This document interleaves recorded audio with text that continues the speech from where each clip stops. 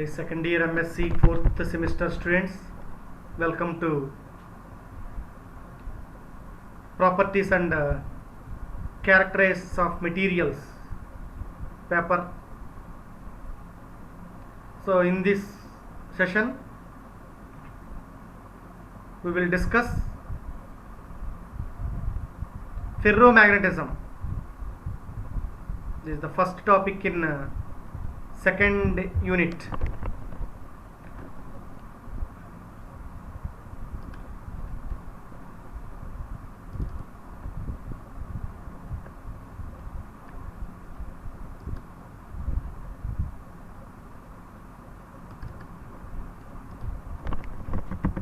Ferromagnetic materials and Wien's theory of domain theory of ferromagnetism.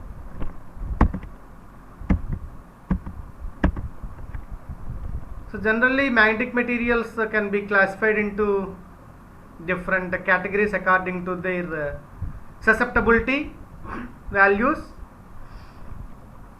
and the way in which these vary with the magnetic field strength and temperature.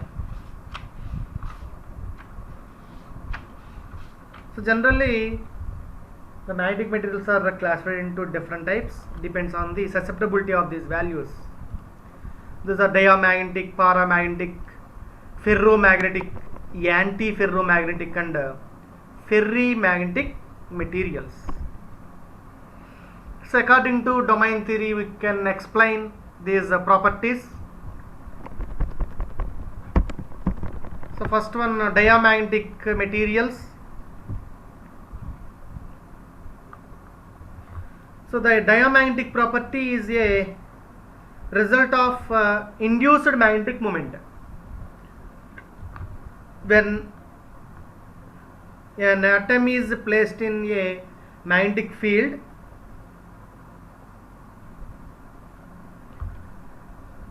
diamagnetic atom is placed in a magnetic field, the motion of orbital electrons of the atom gets modified in such a way that weak moment opposing the field is induced.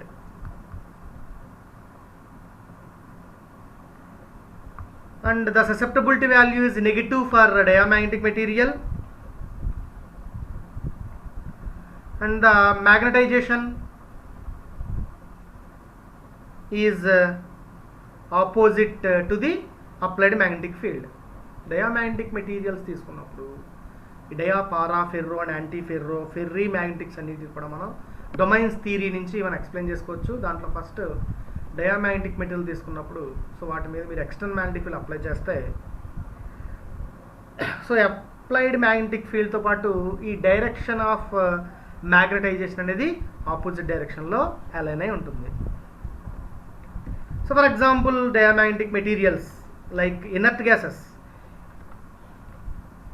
helium, argon are the examples of diamagnetic substances, and bismuth, copper, gold, water, glass, marble, those are the examples for diamagnetic materials.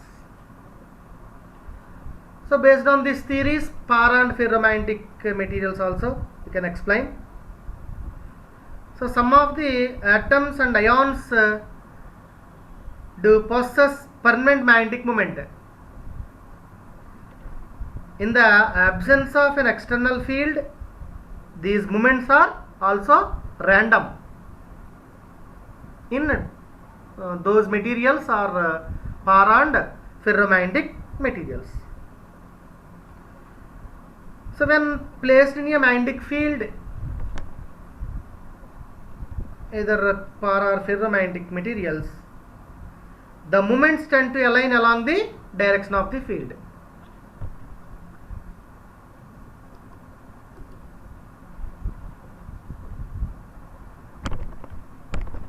So this is the example for ferromagnetic materials. So we are discussing here paramagnetic material. So para, when the atom and ions are acted upon individually, when no mutual interaction between them, the effect is called paramagnetism. For paramagnetic substances, the value is greater than 0 and positive value and greater than 0. So further, because of small paramagnetic susceptibility, if paramagnetic substances weakly attracts the lines of forces. So like examples for paramagnetic materials are aluminum, platinum, potassium,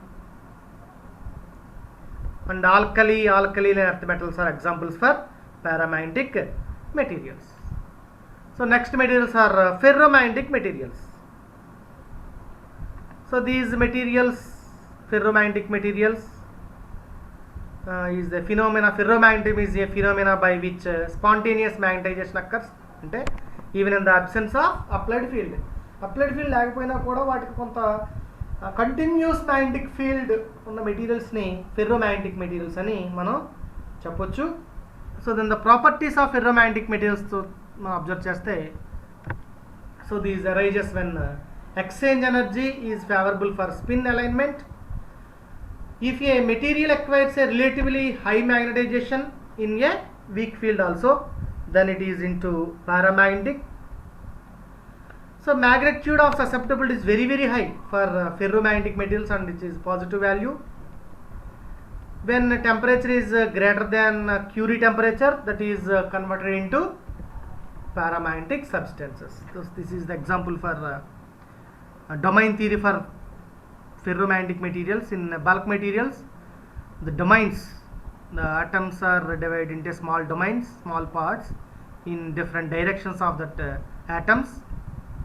So when applied external field, those are aligned in such same direction.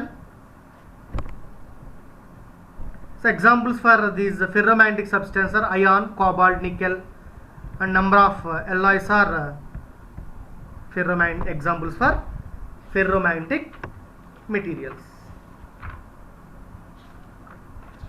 So according to domain theory,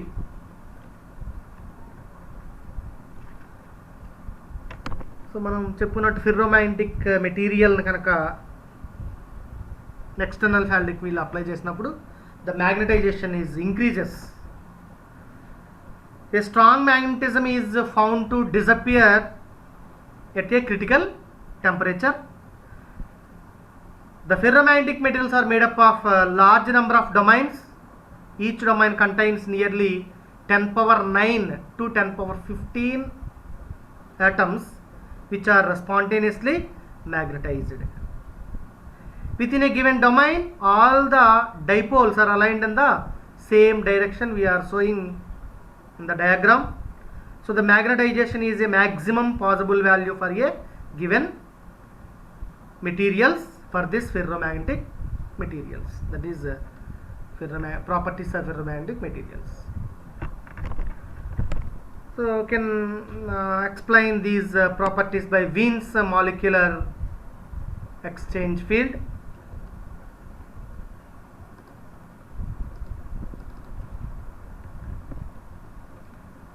The Wien's molecular exchange field.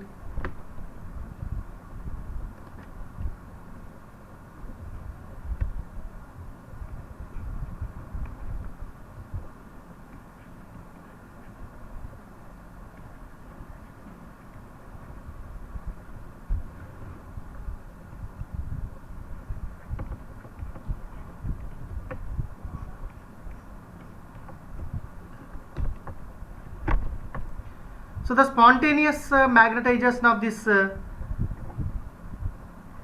ferromagnetic material explained by Weiss in 1907 assumed that there exists an internal molecular field. These ferromagnetic materials have internal magnetic field. So according to Wien's theory, so applied magnetic field that is external magnetic field is Hex is equal to internal magnetic field plus lambda m into m. where lambda is V's constant. So this independent of temperature,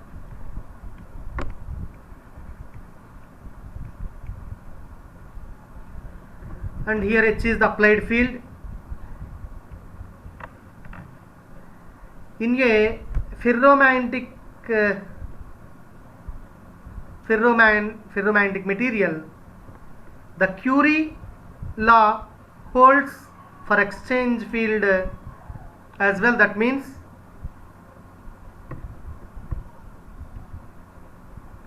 M by H external field is equal to C by T.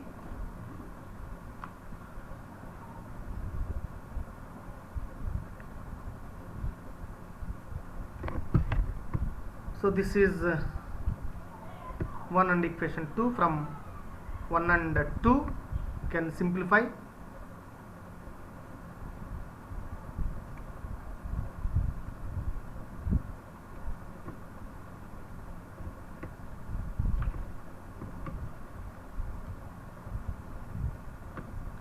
Exchange field Hx is equal to H plus lambda m. M by H exchange field is equal to C by T.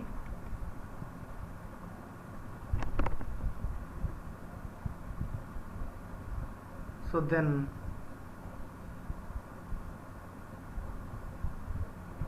Hx can be replaced with Mt by C is equal to H plus lambda m. Mt by C minus lambda m is equal to H.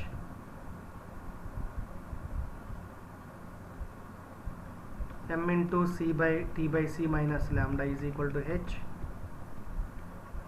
M is equal to CH by T minus C lambda.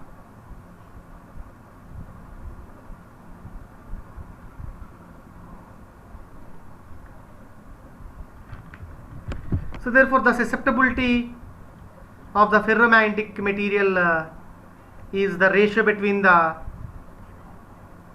magnetic moment to applied magnetic field H, that is equal to CH by T minus C lambda by H.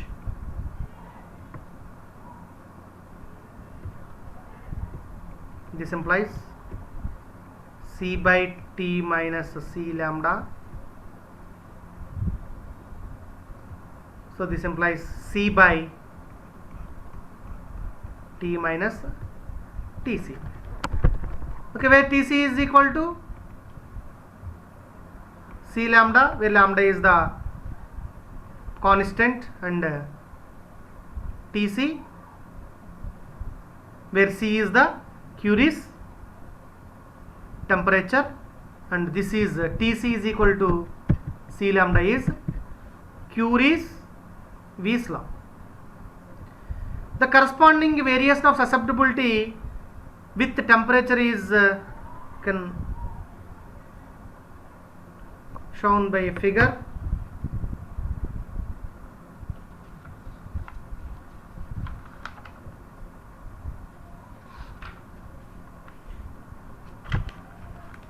Can draw a figure between temperature and susceptibility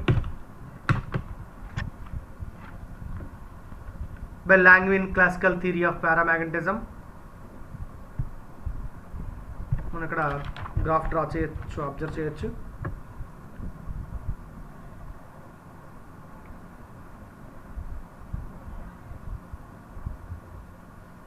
According to Curie's law, temperature and susceptibility is I. This is a graph between temperature and susceptibility. This is from Curie's law. According to Curie-Weiss theory,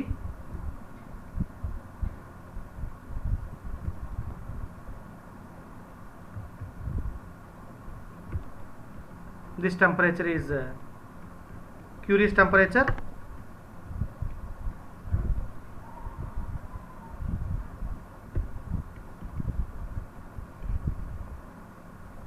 This is Curie's Wies law. As long as T greater than or equal to Tc, the Curie, the curve T greater than or equal to T greater than or is equal to Tc. So these two curves are similar. These two curves T greater than or equal to Tc, these two curves are similar.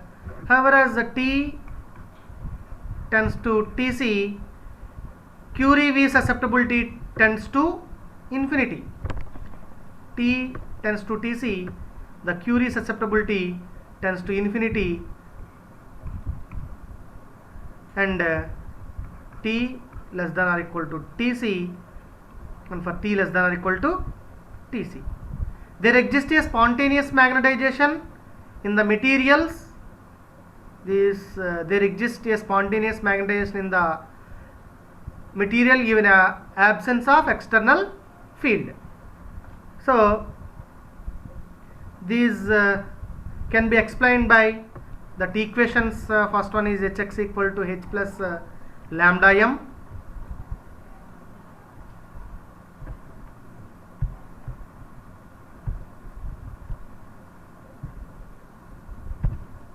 H plus lambda m, and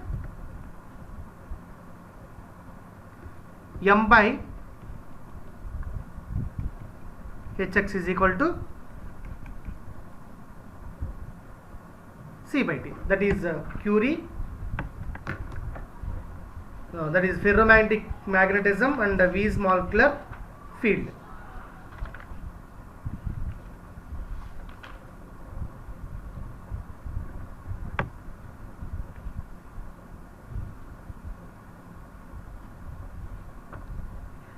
So these Wies, this ferromagnetism can be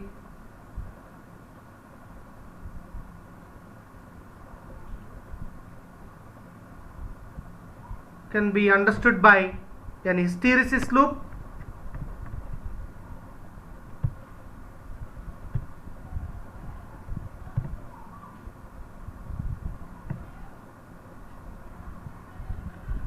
That is a graph between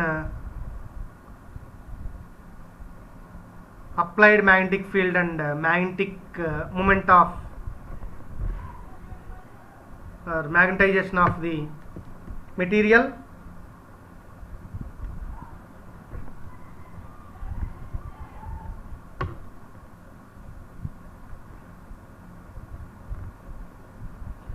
So this graph, this diagram associated with the motion of the domains and domain rotation, and consequently has three different distinct regions.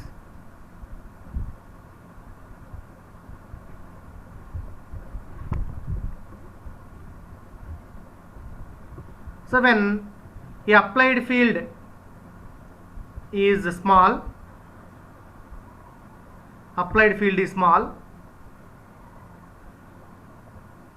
the induced magnetization, తక్కువ applied field apply చేసినప్పుడు magnetisation, induced magnetisation varies linearly within the field and is also reversible. The region within which the magnetization is reversible is called reversible region. So when the applied field is gradually increased, the magnetization shows a non-linear variation.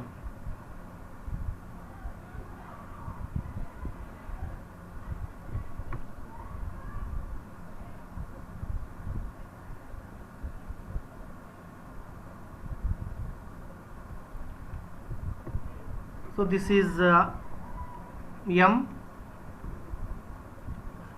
is applied field H. Initially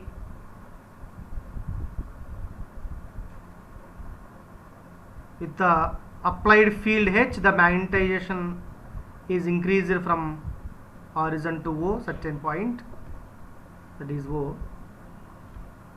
After that, when the field is gradually increased, the magnetization shows a non-linear variation with the field and also becomes irreversible. This is the region is irreversible wall motion. If the field is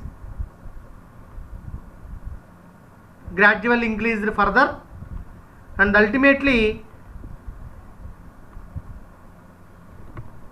attains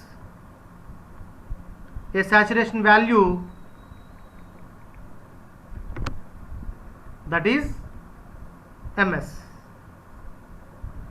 This is the region where the rotation of domains takes place, that is all the domains rotate towards the hard direction, and further a increase in field produces no change in the magnetization. However, on the other hand, when the field is gradually decreased, the decrease in magnetization follows a different path. For a zero field, a specimen continues to retain a certain amount of magnetization is called residual or remnant magnetization, that is MR here.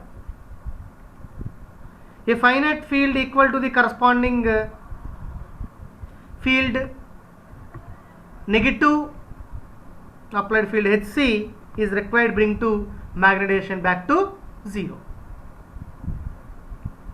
A further increase in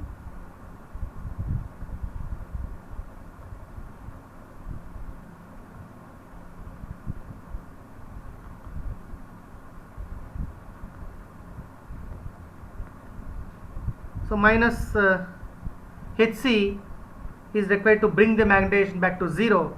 A further increase in reverse field results in complete reversal of MS. A second reversal of the field completes the hysteresis curve.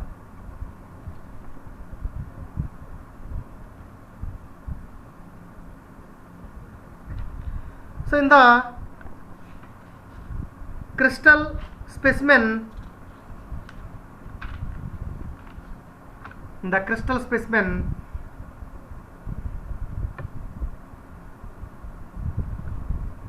domains are separated from one another by a boundaries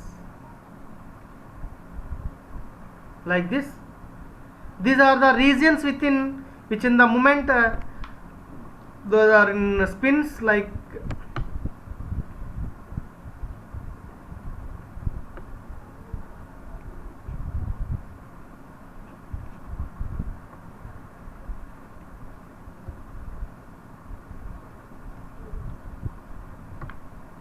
those are in different directions. There are regions within which the moments change their spatial directions. The transition layers between two domains is called a domain wall or a black wall. This is a diagram can be shown by this.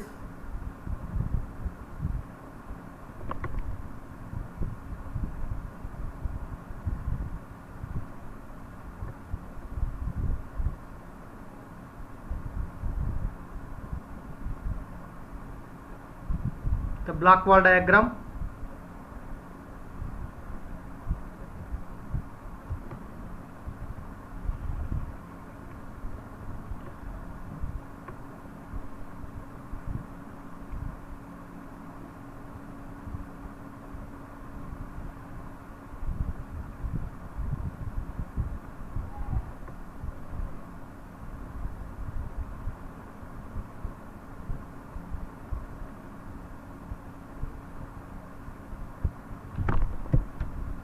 This is a Blackwell diagram.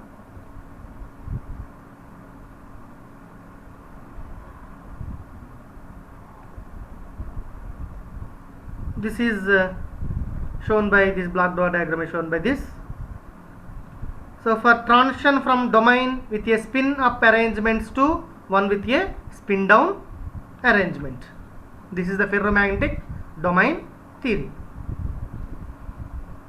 Okay, next class we will discuss temperature dependence of spontaneous magnetization. Okay, thank you students.